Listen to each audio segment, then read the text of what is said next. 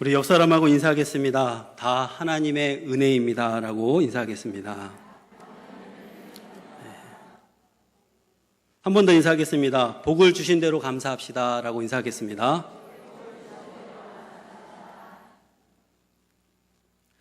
바야흐로 오늘날을 가리켜서 할인 시대, 무료 시대라고 말할 수 있습니다. 오프라인 매장뿐만 아니라 인터넷에서 말하는 유명 소셜 커머스 사이트에서 보면 앞다투어 많은 할인 경쟁들을 합니다. 근데 정말 재미있는 것은 두 눈 크게 부릅뜨고 이제 소품을 팔면서 여러 가지 막 가격들을 비교하다 보면 똑같은 제품인데도 가격이 천차만별의 차이가 납니다.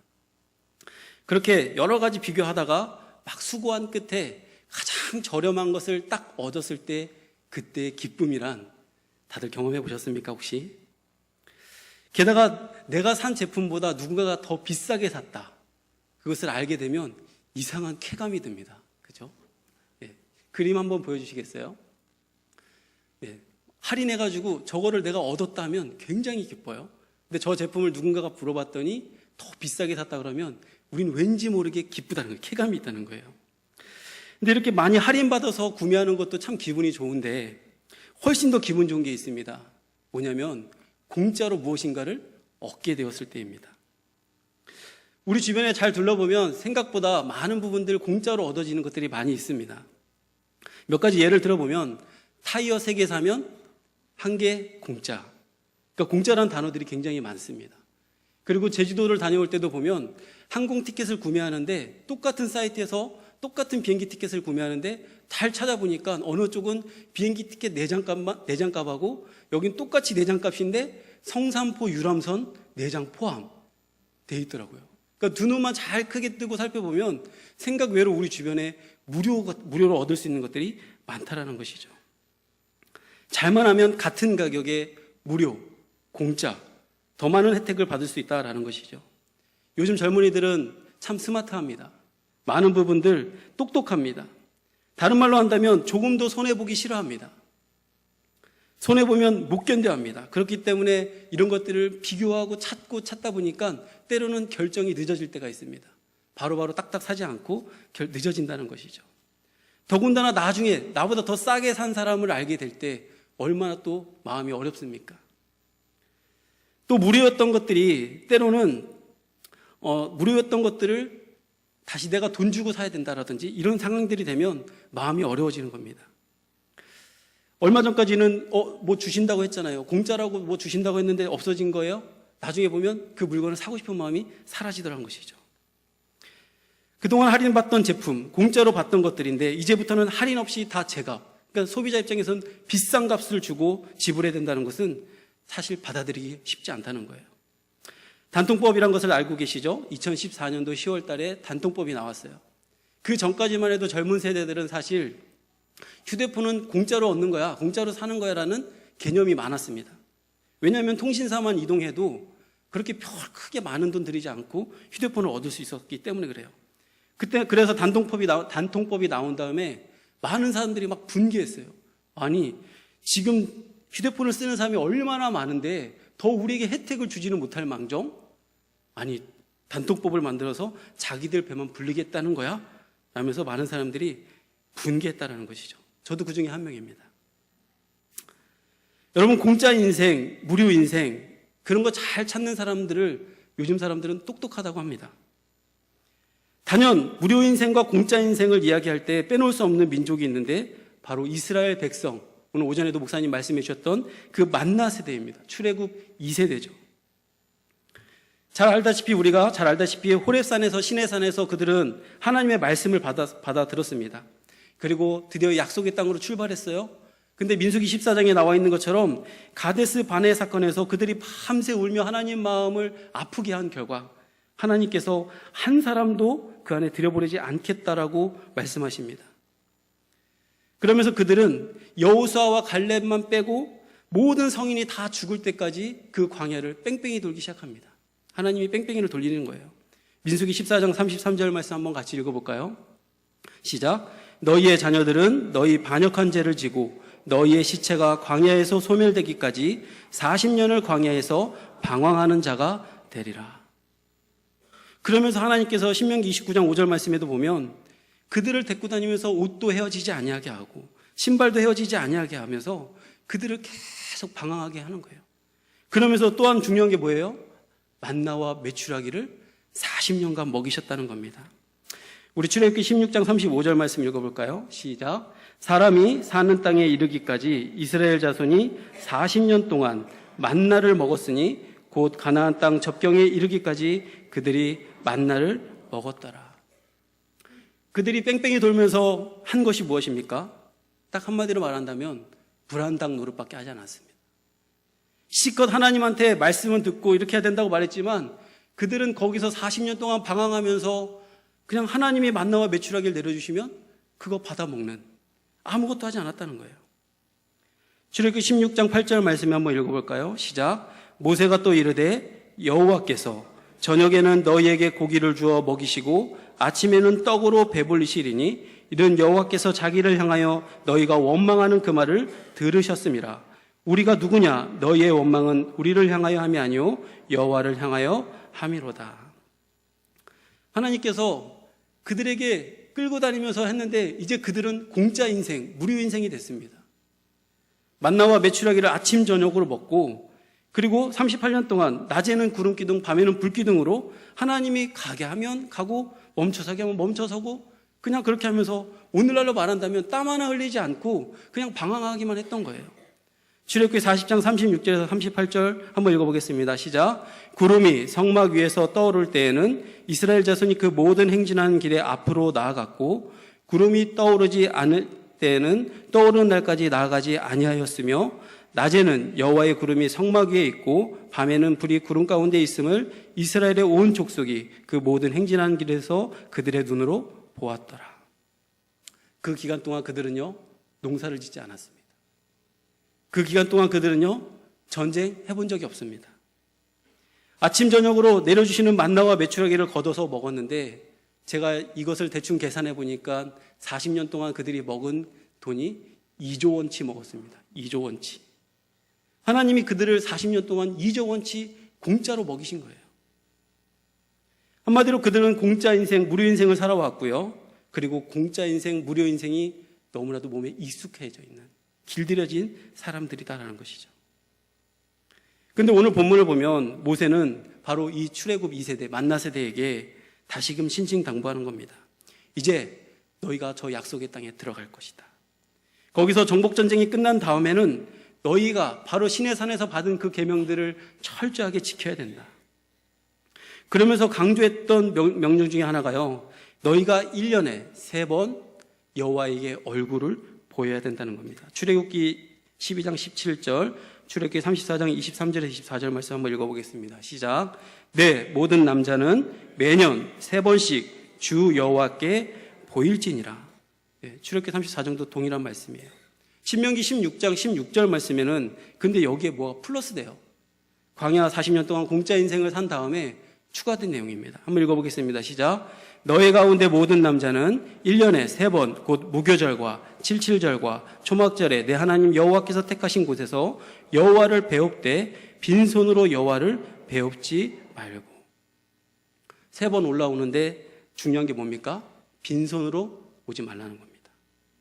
내가 너희에게 베풀어 준 만큼 너뿐만 아니라 너희의 집안의 모든 사람, 너의 이웃, 레위인까지요 함께 올라와서 감사하며 축제하며 순례의 길을 걸어야 된다고 말씀하고 있습니다. 근데 여러분 이 말을 들을 때 지금 40년 동안 공짜 인생을 살았던 그 만나 세대들이 이 말을 들을 때 어떤 느낌으로 받아들였을까요? 과연 이 말이 무슨 말인지나 알겠습니까?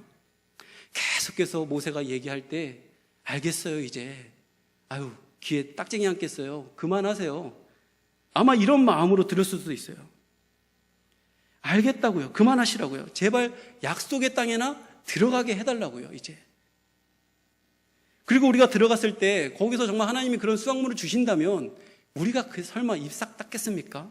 할게요 라고 생각했을지 모릅니다.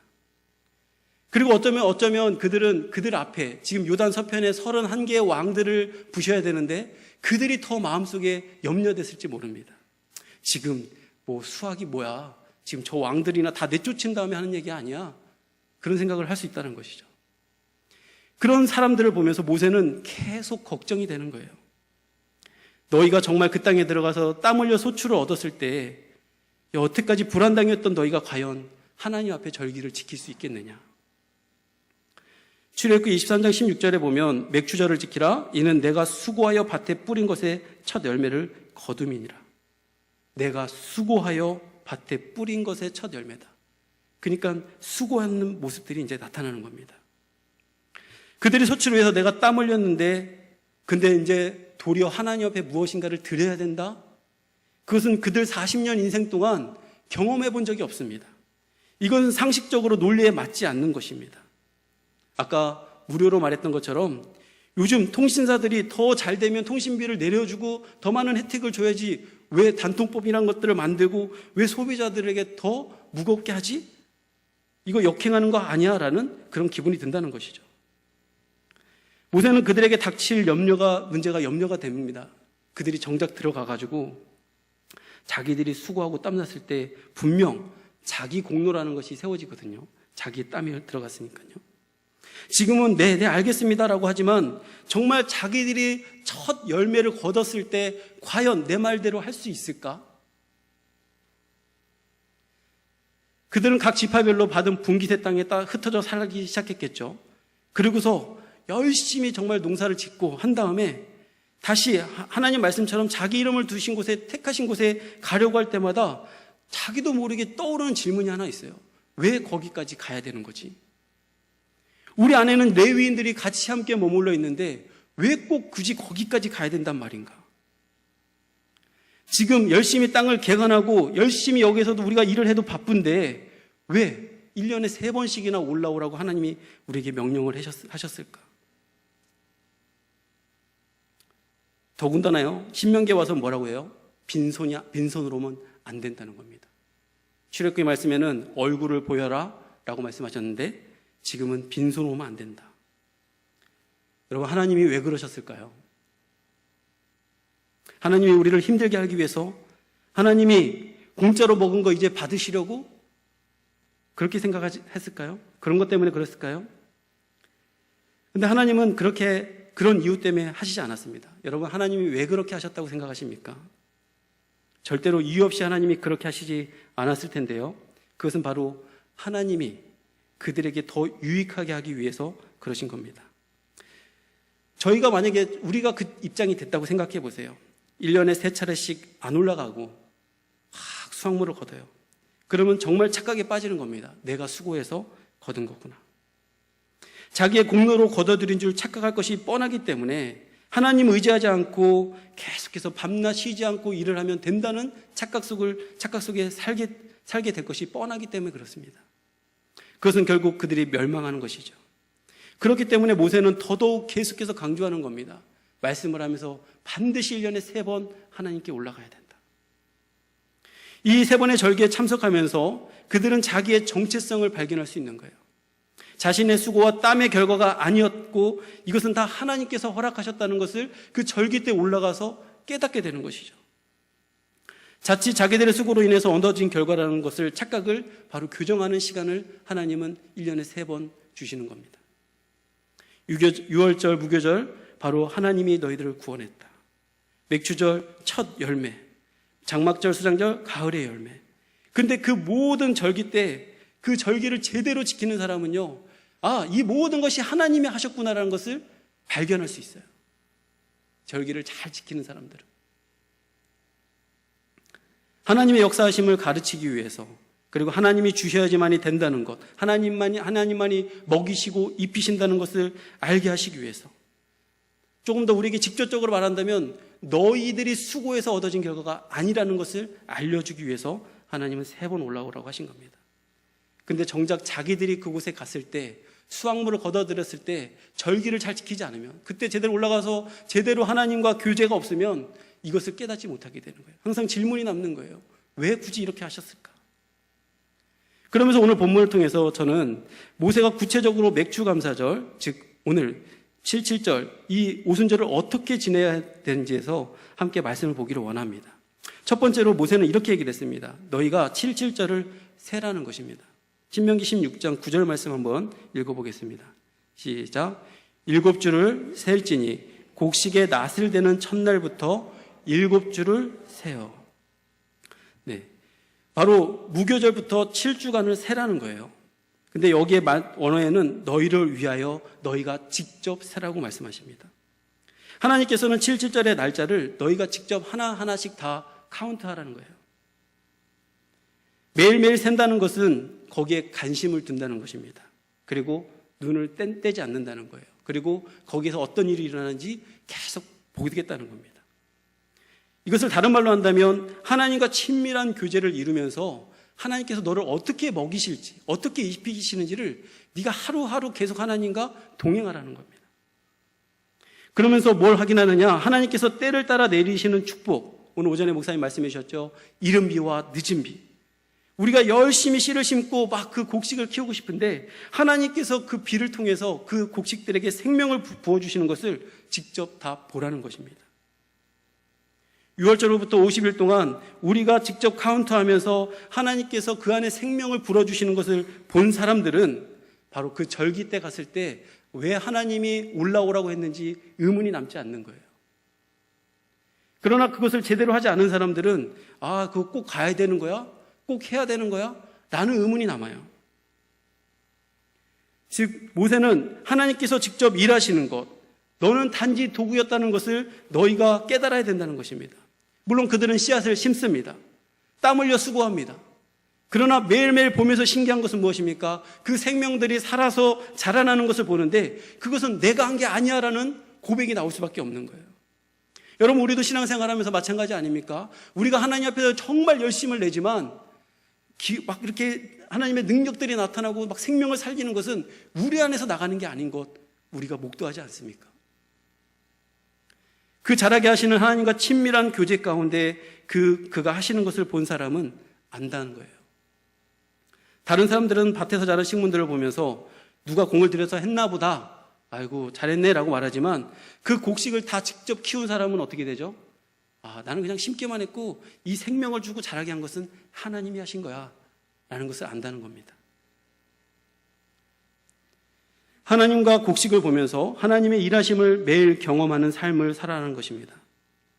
다 하나님이 도우신 것을 보게 된다는 것이죠. 두 번째로 모세는 뭐라고 말하냐면 복을 주신 대로 감사해라라는 것입니다. 10절 말씀 한번 읽어보겠습니다. 시작. 여호와께서 내게 복을 주신 대로 내 힘을 헤아려 자원하는 예물을 드리고. 근데 왜 안 읽으세요? 저만 읽는 것 같은데.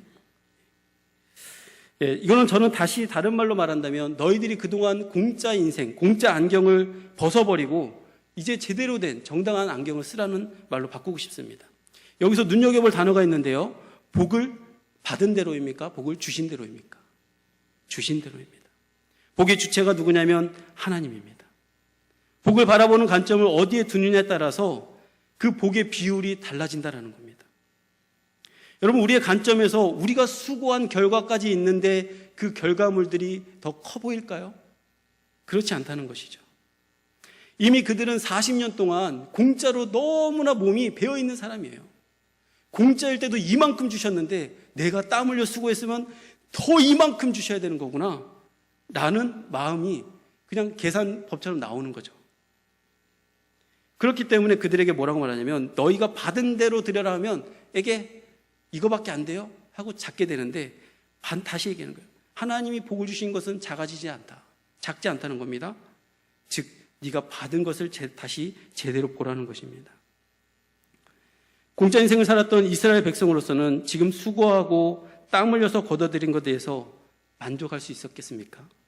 나의 입장에서 보면 내가 더 열심히 했으니까 더 많이 주셔야 되는데 왜 이거밖에 안 되지? 라는 생각이 들 수밖에 없는 거예요. 그런데 그 주신 분이 하나님이시고 하나님의 입장에서 생각해 보면 똑같은 건데도 비율이 달라져 보인다라는 것입니다. 사람 마음이 그렇습니다. 여기 똑같은 돈이 있어요. 3천만 원이 있고 여기도 3천만 원이 있습니다. 보이십니까? 3천만 원. 예. 근데 이 3천만 원이요. 주는 입장과 받는 입장은 완전 다릅니다.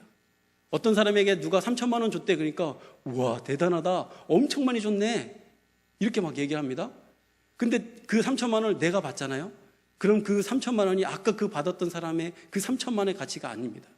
나한테는 어떤 느낌으로 오냐면 2천만 원, 1,000만 원 작게 여기진다는 거예요. 그만큼 사람이 자기 중심적이고 이기적인 것을 알 수 있습니다. 뭐든지 하나님이 주신 복들을요, 내 입장에서 보면 작아지는 겁니다. 하나님은 정말 좋은 것을 주시면서 정말 우리에게 정말 최선을 다해서 다 도와주셨는데 우리 입장에서 보면 작게 보니까 정말 교만한 거죠. 사랑하는 성도 여러분, 다른 말로 한다면 하나님은 우리에게 주신 복들을 제대로 평가하기를 원하신다는 거예요. 여러분, 어떻게 보면 우리 모두 다 공짜 인생 너무 많이 길들여져 있어요.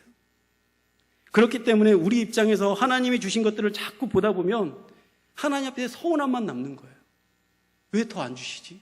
게다가 우리가 조금 더 수고한 것이 조금 더하다, 열심히 좀 더하다 그러면 이 서운함과 하나님께서 주신 복들이 점점 더 작아져요. 그렇지 않던가요? 하나님께서 주신 것은 결코 작지 않은데 우리가 작게 보기 시작했다는 겁니다. 그렇기 때문에 하나님께서는 모세를 통해서 다시 말씀하시는 거예요. 너희가 하나님께 받은 복을 제대로 헤아려서 드리라는 것입니다. 하나님은 우리에게 3천만 원을 주셨는데 내가 받을 때는 300만 원으로 받아들이고서 300만 원어치의 감사 예물을 드리고 우리는 다 했다라고 생각한다는 겁니다. 근데 우리 인간들도요, 사실 우리가 준 선물에 대한 가치를 정확하게 평가해 줄 때 기분 좋지 않습니까? 우리가 뭔가를 줬는데 고마워하지도 않는다든지 굉장히 싸구려 취급한다든지 이러면 주는 사람이 마음이 안 좋은 거예요.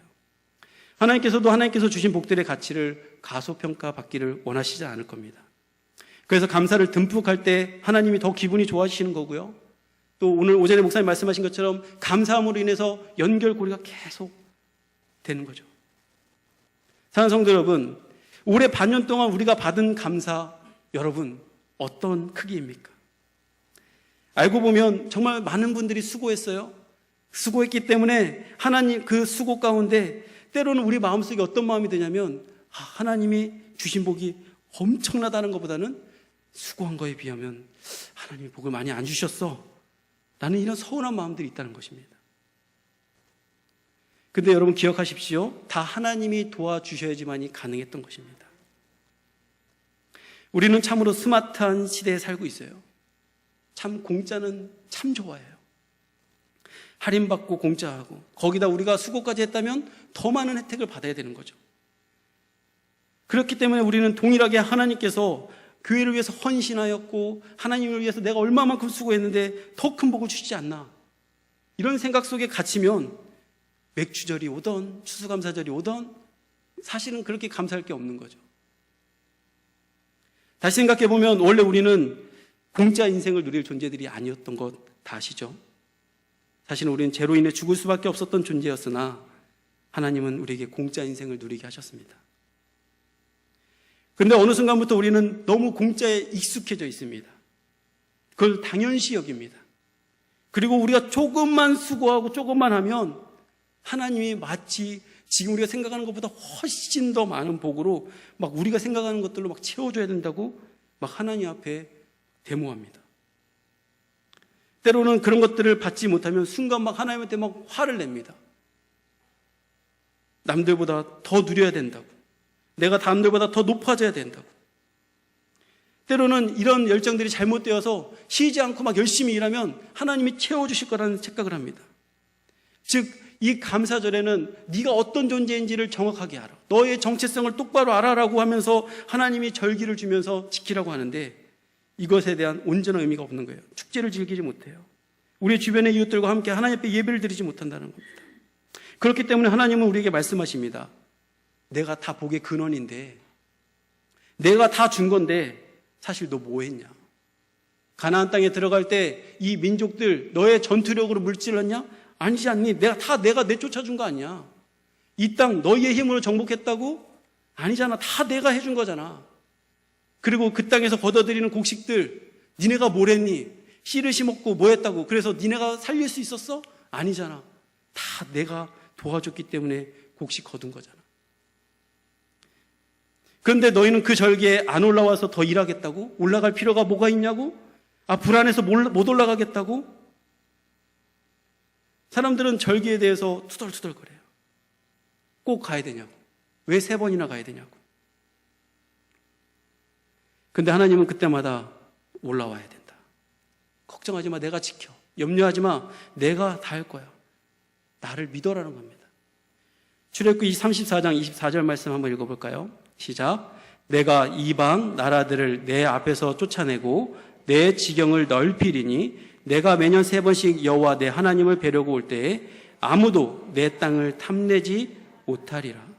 신명기 16장 11절 말씀 한번 읽어보겠습니다. 시작.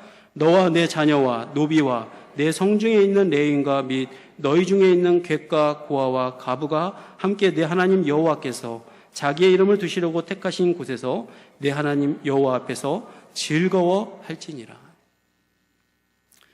여러분, 왜 하나님께서 우리에게 이런 말씀을 하셨을까요? 바로 우리는 조금만 우리의 공로가 들어가고 우리의 수고만 들어가도 너무나도 하나님 앞에 막대먹은 삶을 살아요. 막대먹은 신앙을 해요. 감사는 온데간데 없고 불평불만만 한다는 거죠. 내 입장에서 보니까 만족함이 없는 것입니다.